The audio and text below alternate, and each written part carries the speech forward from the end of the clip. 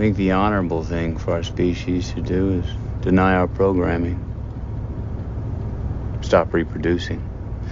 Walk hand in hand into extinction. One last midnight, brothers and sisters opting out of a raw deal. Do not trust any friends or family members. I repeat, do not trust friends. How you guys doing? Yeah. Super fucking good. I don't know. Excellent. Doing great.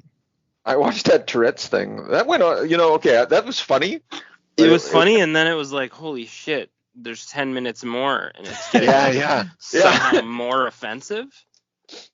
Yeah. That was my experience too, yeah. I was like, yeah, I just stopped. I stopped when we backtracked to additional sections. Fuck, get this dick. I'm not. Yeah, where are those audio clips coming from? I'm not sure. I don't know. I like sometimes I go on Reddit, just to read the. I follow the anti-work post that just basically like complains about awful labor practices in the States and stuff. Okay. Right. It's a fun little thing to tune into every day just to see the fucking dystopian future we live in. But every once in a while I just stray into the depths, Yeah. I can see the relationship between like labor practices and the 300 Tourette's guy remix. Makes a lot of sense. Sometimes you're just wading into the shit, and you just you go mouth deep. Yeah, finding it. And then you back out, that's it. Yeah. Oh, jeez. Yeah. Oh, man. Oh, man. I don't know what to do with that. I feel like that's a perfect segue into Avatar, honestly, into Crust. Everything's gone brown. Yeah, exactly. I was like, fuck, man, this is all browned up. So anyway, go on. No, go ahead. I like to hear the Crossed 100 intro. Well, it's going to be the Crossed 100 intro with your favorite friends, the Extinction Agenda. We got 6 issues of this. Honestly, man, I did not look up when this was published. 2015, probably before that. It's actually you're spot on, 2015. All right, great. And the artist Gabriel. So it's written by a little-known fella named Alan Moore, who I don't imagine we're going to be very familiar with, and may have a difficult time sort of like understanding and getting into. And then the art is by a fella named Gabriel Andrade, who I didn't spend a lot of time looking, but because I couldn't find anything easily, I gave up. What I can say about this individual is they've worked for Avatar quite a bit, and the other book that we know them from is Uber. They've done some of the art on Uber, and really, aside from Jason Burrows and Juan Jose Rip, I'm wondering if Gabriel Andrade is perhaps one of the A-listers in Avatar's stable, because this is. I'm gonna say yeah. Yeah, I want to agree with that too. Yeah, I did say fuck. Yeah, I am. Just kind of comes out. Anyway, yeah, this is as anyone knows who listening to us, at this point, this is Alan Moore's take on the Crossed franchise. So it's kind of Alan Moore doing a remix on like what does Alan Moore do with a Garth Ennis story? And I was super intrigued by that, just basic premise, basic idea, like watching an artist paint another artist. And which I suppose happens in comic serialized fiction all the time, but in this particular case, it seemed more pertinent or more something to kind of show up for. Well, he doesn't usually take on like an A-lister, right? Like it's usually here's Miracle Man, like I've had you've read him, but like here's an awesome take on it, and I can't think of any other time. Yeah. Mm-hmm. Yeah. Yeah, I suppose that's true. Yeah, and I don't feel this is a chance like an opportunity. This doesn't feel like a book where he's trying to one up Garth Ennis, and it's or even compete. It's just like, oh, this is an interesting property. I think I'll apply my sensibility to it. And I don't know. In my opinion, works very well. But well, you guys know Alan Moore and Alan Moore's work a lot a lot better than me. I mean, I have some staples in my catalog, as any comic collector does, but I'm not a super fan. But like, do you think he does that for? I would assume that creative control comes with properties no one gives a fuck about. Well, he doesn't have any creative control. This is The Crossed is, to my understanding, owned by Avatar. Like, this is a work for hire book. Like Garth. Well, I can tell because there's a bunch of managers, like right. Director of events, David Marks. That's a bullshit job. Yeah. What are you doing? Well, they're gonna let him. I'm thinking they're gonna let him do anything he wants. Yeah. Well, because there's already an editor-in-chief, a creative director, and a managing editor, and a production assistant. So why do I need a director of events? Yeah, you mean like catering? I'm gonna go with conventions again. Like I think that a guy like that, like comics conventions, are important, and each show is really takes a lot of work, and really like maybe there's 1, 2, 3, 4, 5 people here, but Avatar Press still had to be like publishing outside of a garage. Like they're practically bankrupt right now. They're fucked. They're not a going concern. But they're able to make at the time, pre-racist grandpa, they were able to. Not that racist grandpa had anything to do with their downfall. It's just kind of an interesting coincidence. Yeah, they didn't. They haven't made it, but they made it a little bit. The rest of comics is probably just like keeping them at arm's length to not wanting to take on like this horror show. Yeah, so true. So James, well, actually, James and Chris, this is your first time reading this, right? Yeah. Yeah. And so, what do we think? What do we feel about it? Did you make a legend of what words meant? Either of you? No. I did while I was making my notes, just out of curiosity. I almost did. About halfway through, I was like, I don't think it would help me to do that, but it would. Yeah. It'd be neat to see. A few things I did, like church face, like I was like, like I think that means serious. Like, so when I wasn't too sure. Mm-hmm. Oh, did we lose Chris? Yeah, I think so. No, I'm still here. Oh, he's still there. Okay, whoa. I'll have. Sorry, I think I'm wondering if I'm delayed though. Oh no. Oh well, potentially. I guess only you can tell that. Maybe slightly. It's okay. Okay. Well, you were talking about church face, and then you disappeared. Like, yeah, no, that was all I had to say, really. Just that, like, for sure, just there are a few concepts that I was like, I don't really know what that means. Like, I need to see it in a few more examples. Yeah.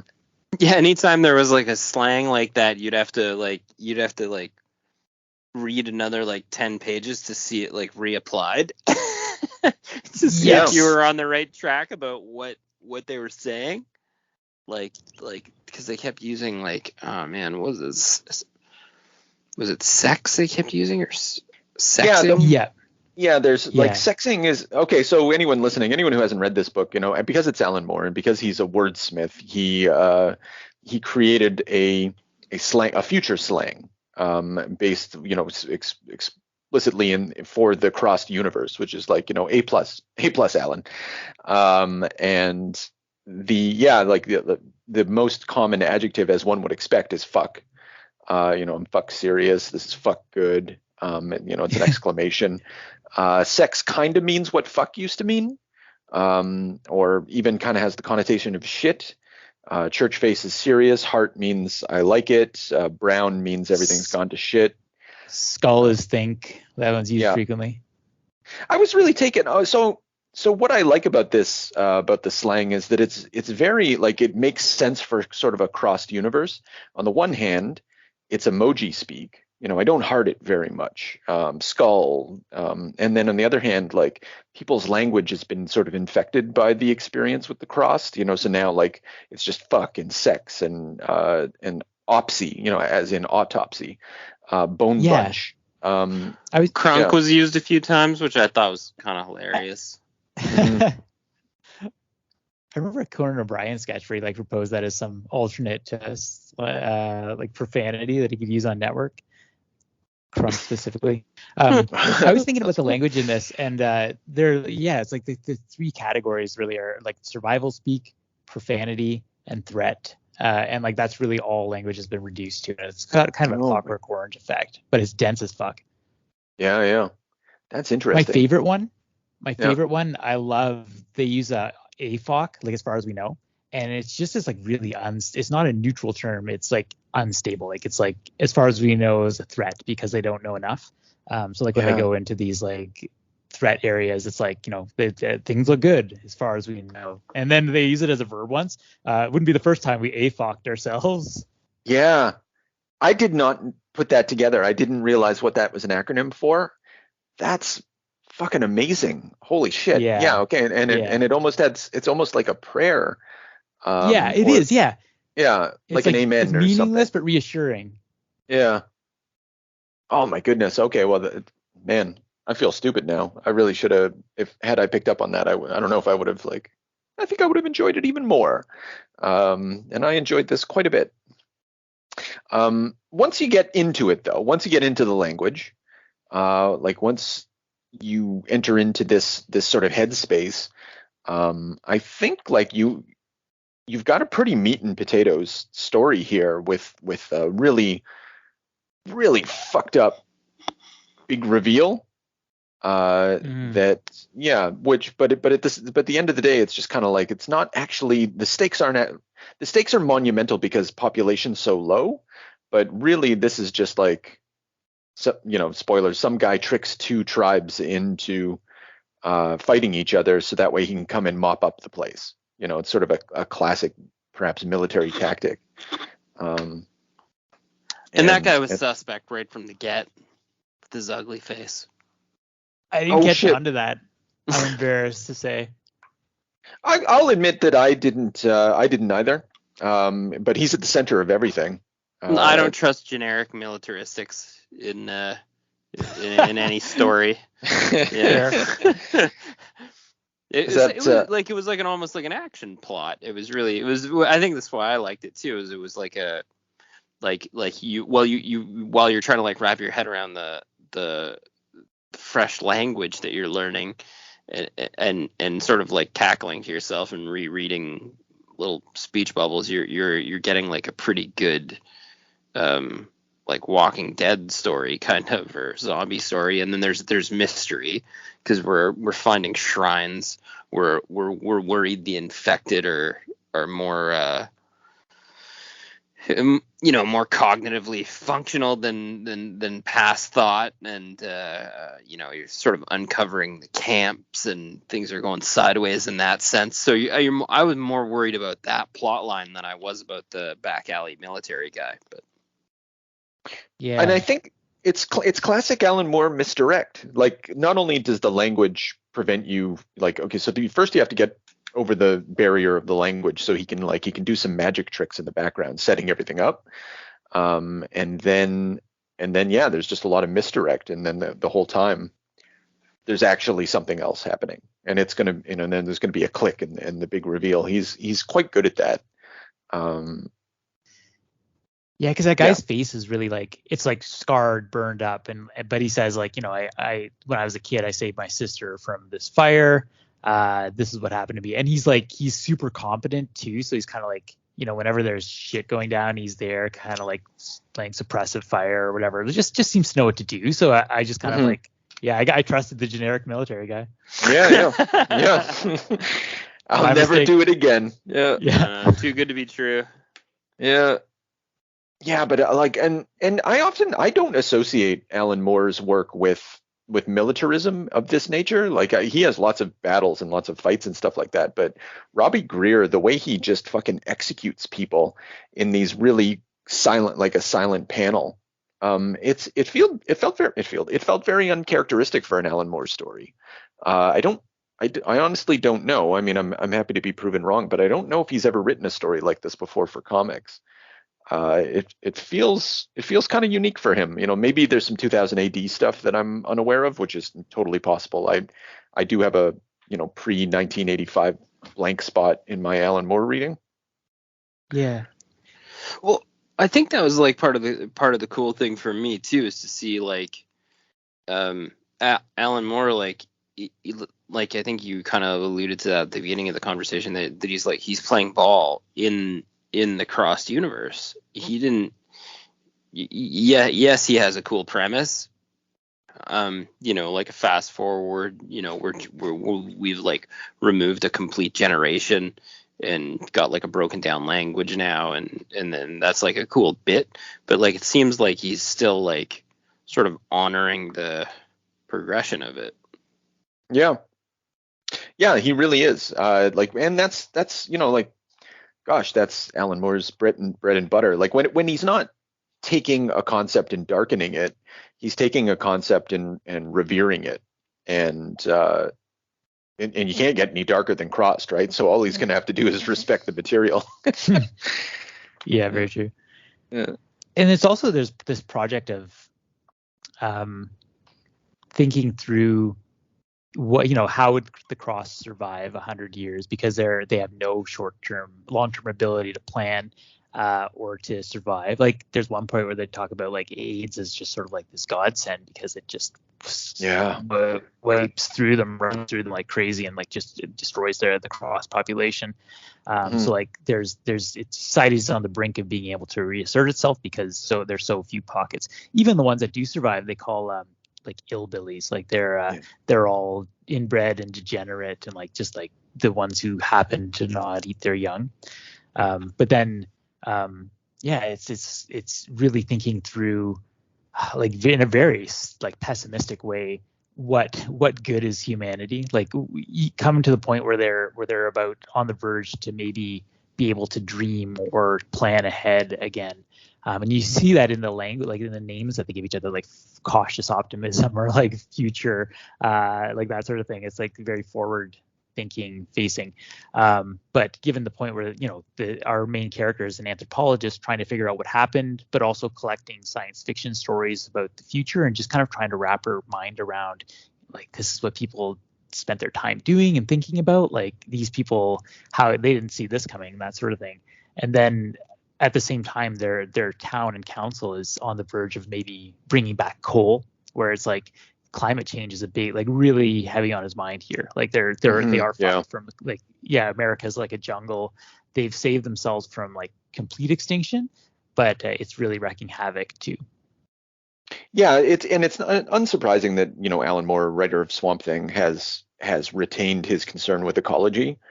There's what does he call it? They call it coal. We heard that's not good for the greenhouse layer. And talking about extreme sky, and like this is not only a universe in which a massive zombie apocalypse occurred, but it's also a universe in which rampant industrialization has completely, in addition, fucked everything, and so has nuclear power, and all the things that Alan has shown himself concerned about, throughout his career, is brought to the fore here. There was a great little jab at the nuclear power when they rode the ferry. There's something like, these fucks knew they weren't going to be around for this. Yeah. Like. Yeah. Like they were talking about, like, when's this stuff going to go away? And they're like 10,000, something like that. Talking exactly. About it, there's something equivalent to the entire length of human civilization as we understand it. Yeah. Yeah, exactly. It just alludes to the fact that, like, whatever, like, people were making money. Yeah. Built it knowing they weren't going to be around to give a fuck. And also that idea, they give the positive case, like they sculled about the worst, but they planned for the best. Maybe, like they might have thought that, this is bad, but like we'll be able to manage it in the future somehow. Yeah. Getting to what James said, that serial killer guy, whatever his name is, Salt, right? When he's reading in his head, like we're getting some of his narration, like in the final issue or around there, and he's like, people don't plan ahead. I mean, after Enron, something like this was practically inevitable, which is, obviously Alan's both being facetious and also sort of signposting what James is saying.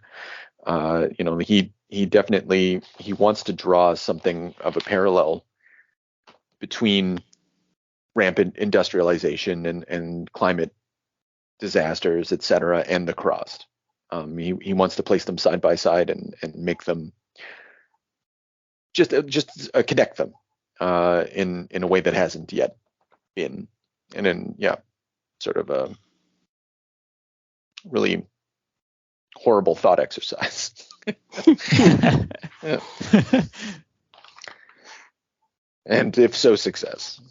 I was struck by when they're in the library, and I think there's a, as with most Alan things, there's a lot of truth, kind of to be taken from it. They're talking about string theory. They were looking at Hawking's, and that stuff's funny when you're drunk, but it sads me up. Once we could skull so many useless things. And I kind of have to agree.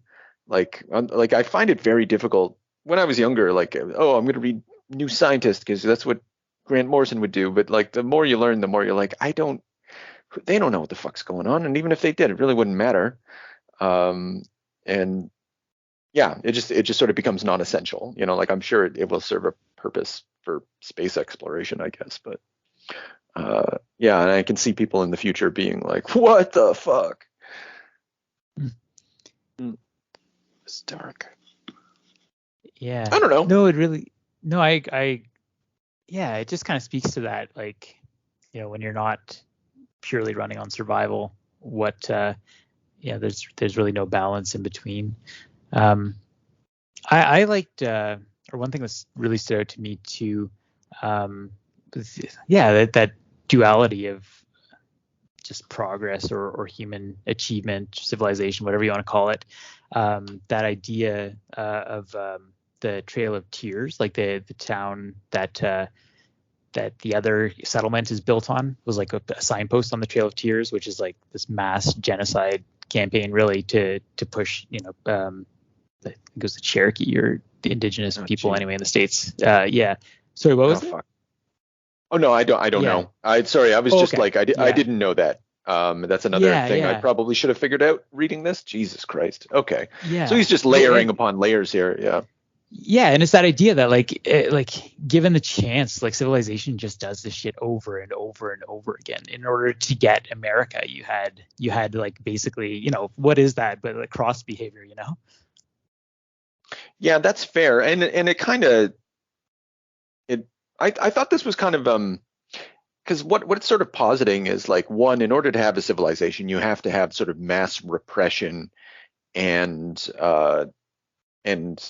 conditioning, like to just tramp down like our basic id, right? So it's sort of Freud, you can't have civilization without repression.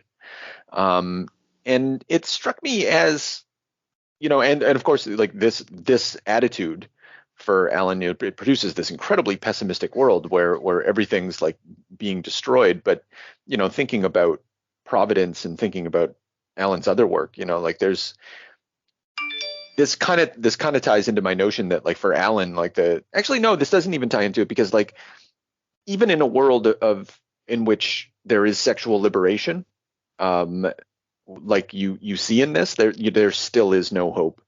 Repression's always going to win out. It's sexual liberation. You mean in like within the non-infected society, like they're very open to casual encounters and just like oh, you think about fucking her? I think I was try like but I guess also with the cross, there's sexual liberation, but of a very different sort. But I mean, just even in it's like everyone's at Woodstock, but it's still it's not enough to overcome the tide, of civilization being repression. And this is straight up text. Like, we're not just reading too much into this. Like, whenever what's her name? What's our main character's name? Future Taylor. Yeah. Whenever she like finds new, like each chapter she'll find some new science fiction thing, and in that chapter, she finds a Heinlein book, Glory Road, and at the very end of the section, she says, like, I've been thinking, like, what's the difference between Glory Road, like the idea of progress or the march of, you know, heroic figures in history, or the Trail of Tears? Like, how did anyone tell the difference? Like, it's built right into what is clearly on Alan's mind. Yeah. And it just blows my mind. Like Crossed is such a stupid property. And so, like, obviously Garth pulls a ton of good out of it, you know, like good, of great sort of awful stories, but to just put this much work and thought into this particular project, I just love it. It just seems like he didn't really need to do all this. He really didn't. But it's true. It's initially like kind of a book that, like, I think I left one out, and my friend Nate went through it when we were having a family barbecue, and he was just like, "Oh my fucking god, what are you reading?" And then became just like fascinated with the grotesquerie, but which is like sort of there's a market in itself just for that. You know, that's sort of it's just like a splatter book in one sense. Yeah. I feel like I honestly feel like Cross is a great property, but only in certain hands. And I bet, like, you know, when you get like Cy Spurrier or whoever else the fuck's writing this, it's got to be garbage, hot garbage. And just like it could easily just be like you know, like torture porn.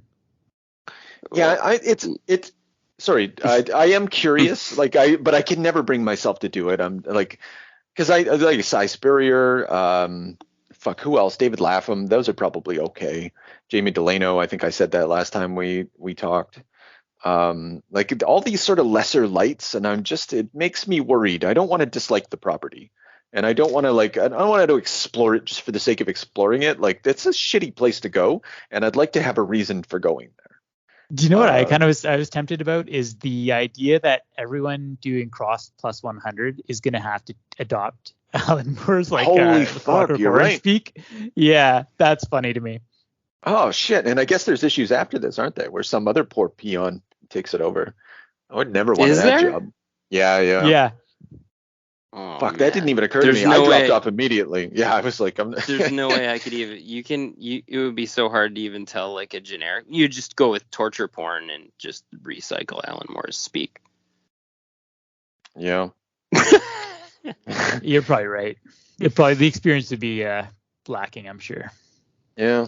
Well, it's got to be lacking. Like no offense to anyone in the world, but I mean, like, if you're very few individuals in comics can really hold a candle to old Alan, you know, as far as craftsmanship and inventiveness, and like, I think he definitely, I think as we go through Sandman we can better evaluate this, but I think he puts Neil Gaiman to shame, for sure, you know, and then after that there's really, it's just a series of workmen below him.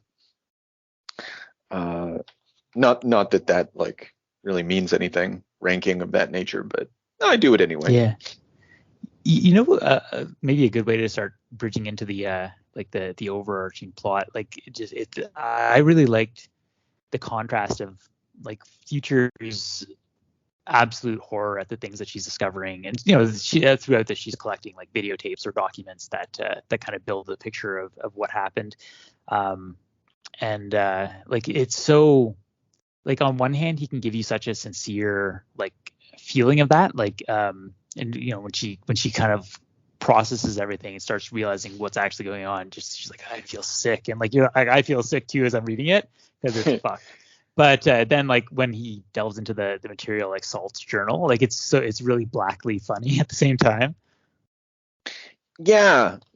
At that point, and I don't know. Yeah, okay, well, it's neither, because it doesn't make sense. Like, it becomes, everything's a zombie horror show up until that. Like, I guess you're right. Like, it is sort of a comedic, but which is strange to say about a serial killer who is, okay, so I guess anyone listening, the serial killer they're discovering all these crossed shrines.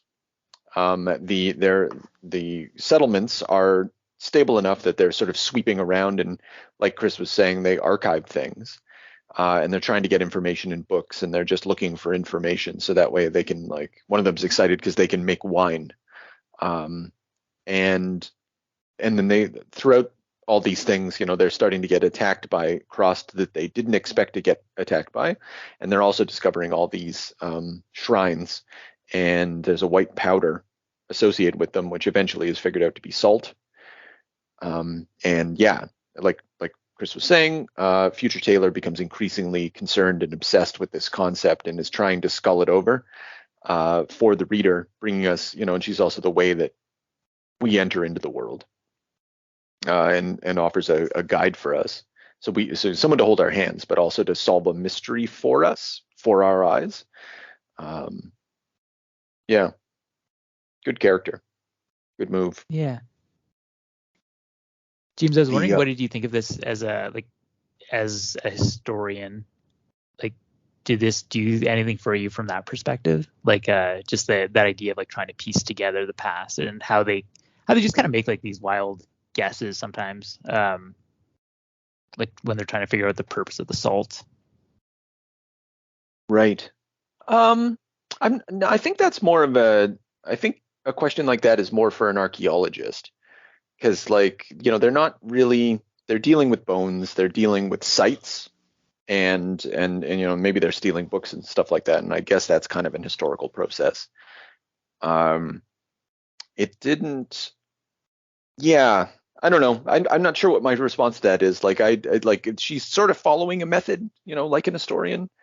I guess what really stuck out to me more was I think what we've already touched on is just the process that Alan is playing out, like he's taken the Crossed concept and he's sort of applied the foreign invader paradigm, like Rome being sacked by the barbarians kind of thing. And very much so. It just struck me as more like classical history, writ within the Crossed universe. Which I guess kind of makes sense, like, if I had to guess, Alan was sort of thinking that way, like these individuals, like maybe they have coal, maybe they have guns, but at the end of the day, like they have to, and maybe they have radio, but generally speaking, if they want to send a letter, they're going to have to use a horse. And so it's really,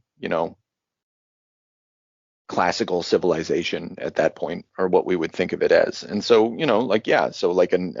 another barbarian tribe gets together, establishes a tactic, and attacks the other tribes, wipes out the Neanderthal.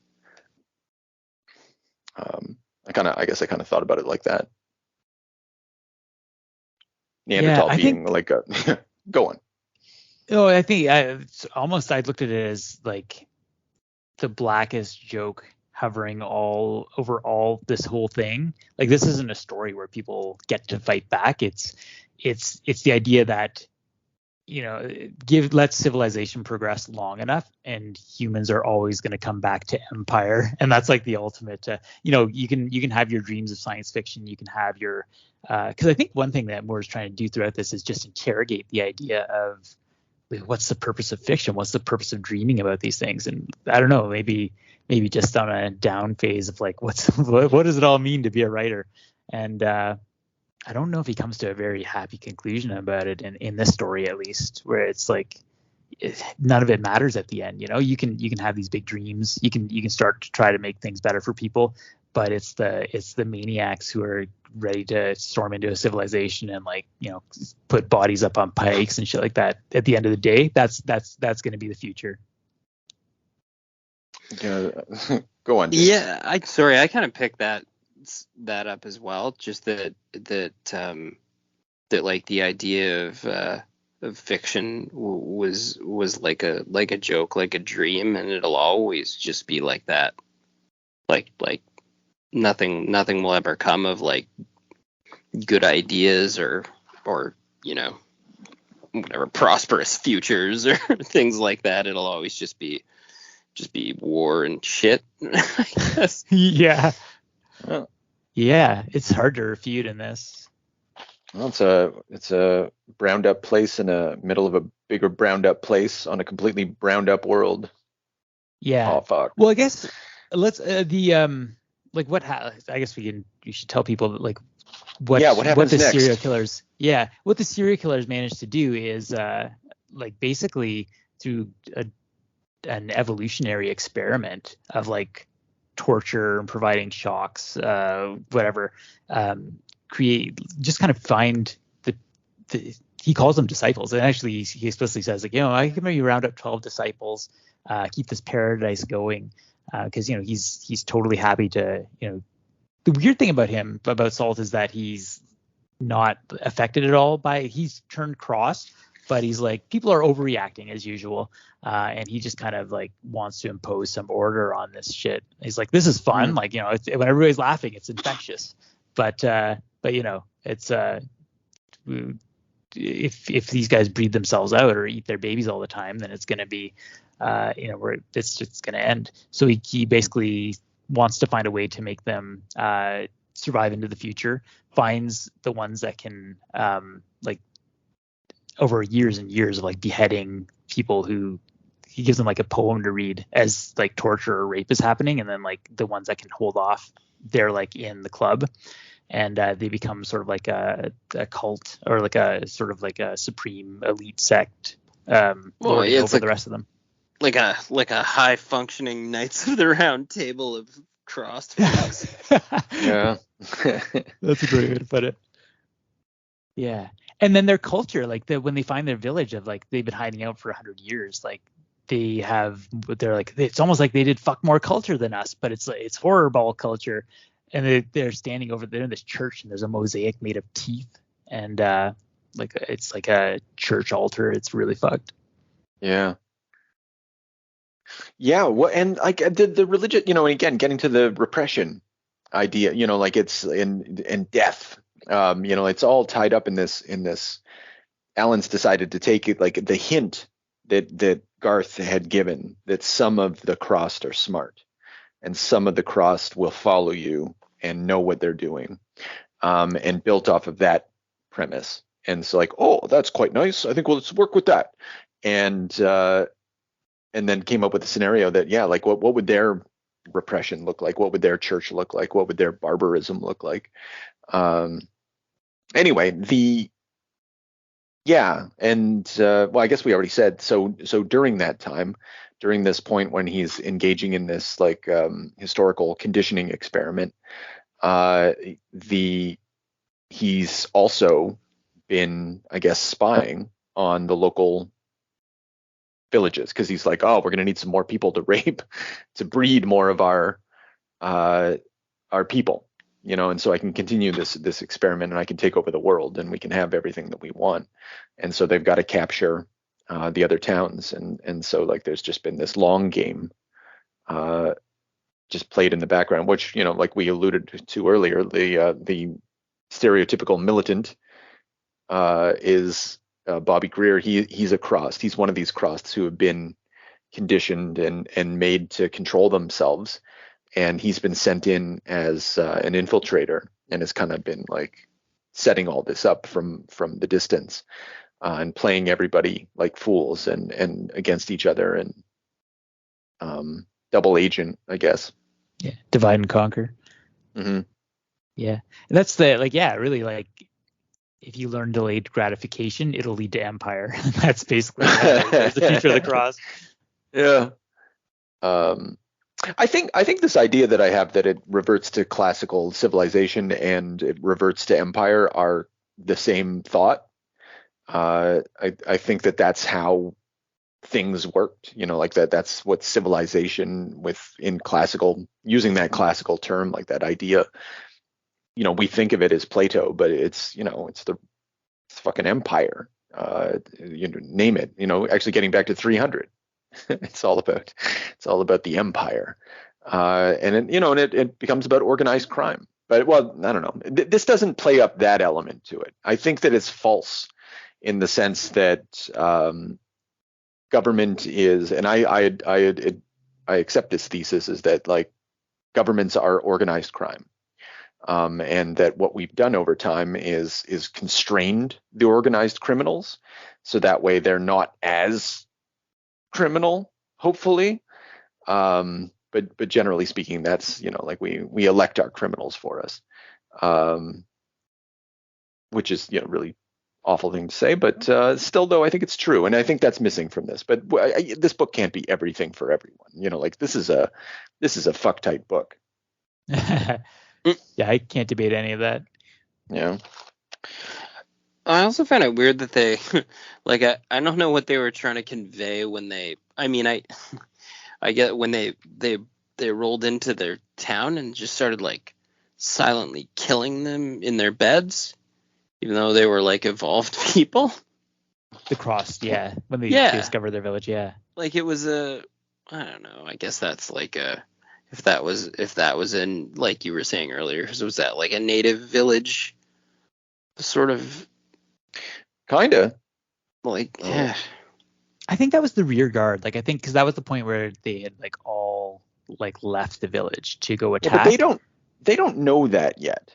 Like, as far as they know, they're like, this place is huge, and there must be so many people, and the only people they come across are, you're right, Chris, the rear guard. Yeah. But they don't know that yet. They just execute them all. They're just executing them all sleeping. Like, they didn't leave a single person alive. They just shot them all in the face. Yeah. Can't deny it. They certainly did. They followed the trail of breadcrumbs to this like lost civilization and executed everyone they could find. I wonder, did they start to figure out that the ostriches had been stolen prior to the executions? Yeah. Before the executions or after? I think it's after. But I think a guy wakes up, doesn't he, and like starts yelling, and then they just like take them all out. Yeah, someone drops in on them and they shoot him with a bow and arrow. That's right. That's what precipitates the murders, because they were like, well, fuck, we're in for a penny. Might as well go in for a pound. Otherwise, we're going to die here. I think that's what goes on there. Okay. Not that that's like really an acceptable thing for humans to be doing in our genteel age, but... Well, it didn't make them like it almost like role reversed, where they weren't exactly like protagonists. I don't know. Once the mystery started getting uncovered. Well, there's still, and I'm being a facetious piece of shit here, but I mean, there's still a protagonist is someone who just wants to accomplish something. They're not heroes. They're not good people. And that's fun. I don't think they were at all. You know what, James? I think actually I'm going to take that back. You're right. Because up until then, you got the impression that they were sort of innocent. The roaming monsters. It was fine to kill them, right? You got to kill the illbillies because they're just sort of remnants of a bygone catastrophe. But at this instance, it's not clear that that's the right thing to do, but they do it anyway, just out of habit. It's not clear. The only thing I'll say against that is that like they're exploring this place that's like decorated with skulls and like all sorts of shit. And then this guy comes out. Yeah, then this guy comes out. All back early, killing and capturing done quick.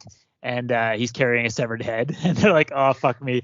And then they just fire an arrow through this guy's eye. Oh, jeez. You got us there, Chris. Right. It's not like the Cross came off as like exactly good guys. It's just that they they give you that like that seed of doubt that they were like sort of reaching like this higher sentience, that they weren't just animals, So while you're struggling with that, these guys are just like splat, arrow for your face while you're in bed, arrow for yours. Yeah. It's just bizarre. Yeah, there's a moral element of like just shooting someone unarmed that you just really can't get past. Yeah, I'll admit I got past it pretty quick. And it didn't, it didn't really like. I'm only agreeing with you, James, in retrospect. But as I was reading it, I was like, "Fuck these guys." It's fucking. Well, I mean, once they rounded up, I mean, like it took like literally like 6 more pages before they were like rolled into town and raped and butchered every fucking person and started like meat collecting and assembling who's gonna get raped and who was a kid. And I was like, okay, well, that ship sailed. Jeez, things are getting a little too real here. So great world building in this too. Oh, sorry, just one last thought on that. In the village is just the like when they're rounding the, like, one guy wakes up and he's like, it's the cunt cattle, they're attacking us, and like you're just like, oh shit, like there's a breeding like they've been allowing people to build up so that they could have, more whatever, like to extend their fun. Yeah. Well, oh my goodness. Yeah. Sorry, folks. The cunt cattle. Like it's just like the rape victims, like the it's so wombs. awful. Yeah. Jesus Christ. Only when I heard you say it out loud I was like, oh my good. Actually, this actually segs to it's a less dark point, but it's still fucked up. Alan, like Grant Morrison, has a fucking amazing ability to write fucked up speech. Like when they see, this is a lesser example of it, but when they first bump in, to the crossed, and they're like, pack 'em in, which equates to pack coming. But then later on, the kids giggling at them, and they're like, Fergmaw, look at their faces wrong. And it's all spelled out phonetically, and it's just like, but you need to read it out loud to be like, oh fuck, like it's wordsmithing. It's like a real commitment to the written word to work it out, vocally. I think they both have that skill in common, and it's good, on excellent display here for Alan. Yeah, that's true, and you're right. And now thinking back, I've seen only Garth ever do that. In terms of another, I don't know that I can think of another comic writer where I could cite an example of that. Grant. Yeah, those three guys. I remember reading, I think it was Warren Ellis talking about hanging out with Garth Ennis, and like he's like, you got to watch that guy when you're at the pub. Yes. You'll all of a sudden he'll start doing your voice or whatever. Like he'll just like fall into like copying you. Yeah. Actually, James, you're right. I'm sorry. I thought you were repeating me when you said Garth, but okay, Grant, Garth. Yeah, when Garth, he does accents extremely well. I'm not sure that's the same thing as what we're talking about. Maybe Arseface is the good example of. It is really. Yeah. Okay, all right. I take it back. Yeah, Arseface is a tour de force in making like fucked up speech, like that sounds like what it would sound like if you didn't have any teeth or lip muscles. Fuck. Oh shit. Yeah, so we've been at this for a while. Do we got anything else? No, I don't think so. Okay. Not me. Yeah, all right. So let's I know, James, this maybe isn't your favorite segment anymore. How do you feel about guilty or innocent, James? Is it guilty or innocent? I don't know. This is guilty of just being a sick fucking book, but I guess it's more innocent than the other Crossed books. How about that? That's interesting. I'm willing to accept that. That's I'll enter that into the record. Let it be known. Oh yeah, sorry. Did you leave, Chris? That's fine. James just gave his rating. Now it's your turn. Oh no, he's gone. Just at the end of the hearing too. You still there, James? I'm here. Yeah. Chris, describe them. Chris, describe. Are you back? Are you crossed? He says dropped all of a sudden on the group chat. Oh yeah, he says he can't hear us. Oh boy. Oh my goodness, civilization has collapsed. I think that's the ultimate. I don't know. That's a sad review. I really wanted to hear what Chris had to say. Yeah, it's just a meat party now. Well, we're gonna wait a couple seconds. I can cut this stuff out easily. Yeah. Did you go through did you zoom in on a lot of scenes whenever they did a splash out? Like I really took my time looking over that wall of fucking vivisected people. I don't think we've done a good enough job of talking about the artist, Andrade. I think this is really good. It's not really good. It's phenomenal. Yeah. It's phenomenal. And then they keep all the kids and all the women they put them all in a little barn thing, and then I guess the rest of everybody else they're just like chopping up for dinner. Yeah, that's it, man. Who needs them? Oh wow, Chris had a good comeback here on the group thing. You can't get back in. He said it's innocent of misanthropy and innocent of just being cynical. It's the best. It's the best of Moore's cranky bastard face. Oh my goodness! Oh, that's a shame. I would have liked to have heard him say that. Well, you heard it here, folks. So and I guess I'm gonna say that this book is. I'm gonna say it's. Oh my goodness, he's back. All right. Sorry. No, that's perfect. Say what you said, sir. All right, I'm gonna say that this is innocent of misanthropy, innocent of being just cynical, and for me, I think the best of Alan Moore's grumpy bastard days. Oh, geez, the internet really wanted to like. It turned you into a robot for some of that. That's a shame. Well, we don't worry, we got it twice. We're good, man. Yeah. I agree. This is I guess this is definitely this is coming out of the same space of Providence, 2015 and stuff like that. So that's fair. I'm going to take a positive note. I'm going to say that this book is innocent, and this book actually ought to be sort of understood as a prayer for the future and a warning. The one time Future Taylor, she's writing like, let the future be tight. Fuck, please. There's nowhere else. And, and it's the book ultimately sort of becomes about like time being the place where we exist. And the future is the only place, the only space that we can go into. And please let it be fuck tight. Fuck, please. And within the crossed universe, that is the ultimate prayer. And that is their wishful fiction, and it is our wishful fiction as well. And Alan has shown us like this is how bad it can get, and how bad it's going to get. And I'm showing you now, and you have an opportunity to do something about it, because otherwise, this is the future, and it will not be fuck tight. And so it is innocent of misanthropy. And everything you said, I think there's a hopefulness at the center of this, which is easily lost by its bleak fucking ending. That's a great epilogue. And there we go.